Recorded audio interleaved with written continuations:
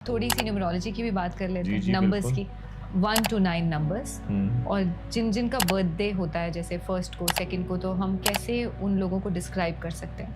देखो नंबर ये 1। तो नंबर 1 से पता चल गया कि सबसे पहला प्लैनेट यानी कि किंग, राजा। अब जो 1 नंबर है उसका स्वामी होता है सूर्य। तो कुछ ऐसा जो 1 नंबर वालों को करना चाहिए? 1 नंबर वालों को सबसे पहले अपने स्वामी को पहचानना चाहिए। इनका जो स्वामी है वो सूर्य है। और सूर्य क्या है? सुबह उठना। आप सनराइज से पहले उठने लग जाइए, सनसेट के बाद खाना छोड़ दीजिए, आपका सूर्य वैसे ही बैलेंस होना शुरू हो जाता है। तो मोरल ऑफ द स्टोरी, सूर्य जैसे जीते हैं वैसे आपको जीतना है। और प्लस सुबह उठकर हमेशा ध्यान रखिए कि तेज नमक मिर्च वाला खाना अवॉइड कीजिएगा सुबह स्पेशली, तो सूर्य की एनर्जी बैलेंस हो जाएगी। अब हम आते हैं नंबर 2 पर, नंबर 2। नंबर 2 चंद्रमा, यानी कि इनका जो रूलर है वो चंद्रमा है। सूर्य और चंद्रमा में क्या डिफरेंस है? सूर्य एक गर्म प्लैनेट था, चंद्रमा एक ठंडा प्लैनेट है, शीतल प्लैनेट है। लेकिन चंद्रमा जितना शीतल है उतना ही बदल भी बहुत जल्दी जाता है, मूड स्विंग। अगर आप उपायों की बात करें तो कार्मिक रेमेडी इनकी ये है कि चंद्रमा की तरह रहिए।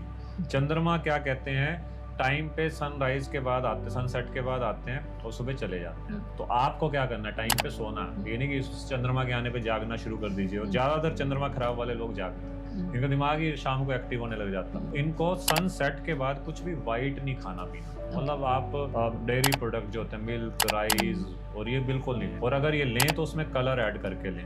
Silver they can bear. जितना आप सिल्वर पहनेंगे चंद्रमा की ऊर्जा बैलेंस होती है।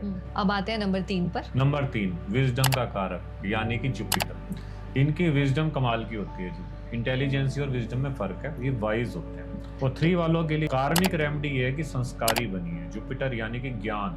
जितना ये लोग ज्ञान में ध्यान देंगे, पढ़ाई करते रहे, कुछ ना कुछ ज्ञान लेते रहे, चाहे यूट्यूब से ले रहे हैं, कहीं से ले रहे हैं, उनका जुपिटर ठीक हो जाएगा। ठीक है जी। और जिसका जुपिटर खराब है उसे गोल्ड नहीं पहनना चाहिए, ये बात। तो इतना सा कंसेप्ट अगर आप करेंगे तो 3 की बहुत ही बैलेंस छोटा सा, बिल्कुल। अब आते हैं नंबर चौका, number 4। Number 4 number is Rahu. Rahu जिसको तारे उसको कौन मारे, और राहु जिसको मारे उसे कौन तारे। तो कंसेप्ट इतना है। तो राहु का कार्मिक इलाज क्या है कि हमेशा प्राणायाम कीजिए, मेडिटेशन कीजिए, क्योंकि आपका mind out of the box सोचता है, बैलेंस रखने की जरूरत है। और राहु का एक मैंने जो टेस्टेड उपाय देखा है कि अपने वॉशरूम को क्लीन तो रखना ही है। पानी में नील घोल लीजिए, जो कपड़े धोने का नील होता है ना, उसे अपने सर से अगर आप 7 टाइम्स एंटी क्लॉकवाइज घुमाएंगे ना, और फिर उसे फ्लश आउट कर देंगे, देखना राहु की ऊर्जा बैलेंस होने लग जाती है। अब लॉजिक आप लगाते रहिए, लेकिन होता है, आप करके देखिए। तो इस तरह से राहु की ऊर्जा बैलेंस हो जाती है।